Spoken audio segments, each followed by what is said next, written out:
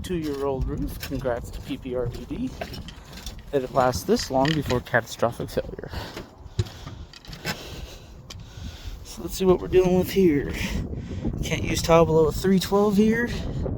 That's a 1 at best. Tiles in the valley aren't supposed to be touching. They're supposed to have a gap, otherwise it causes them to crack. Nope. And you'll see we've got wind damage everywhere from a light breeze. It's because they didn't use the proper nails and only put in 1 nail per tile, which is below standard here. Where they done valleys, wrong type of pipe boot. Not even allowed to use that type of pipe boot for this. Look at this. This is what we're dealing with across the whole regions. Nothing here.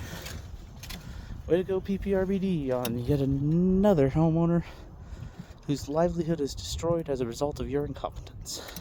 So not only is there no effort here to use the right type of flashing, this one looks like they just buried the old jack and then slid a piece of sheet metal that was cut out on top of it. Nice and loose, not to shape.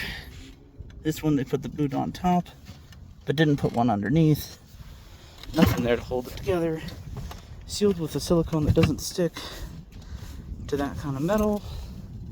You got this, I can see directly down to the bottom of the flashing, which is applied to the deck. I can see the felt over it, and I can see the tile. Yeah, that's not correct. Same thing there. That's super correct, you know? I mean, look at this. Look at this. They didn't even extend it out past the felt. Way to go, pprbd. Nice head wall flashing. Literally just left the gap. No filler. Didn't glue it. Didn't nail it. Didn't fill it full of adhesive or foam. Just a giant gap. But that's okay, because it passed.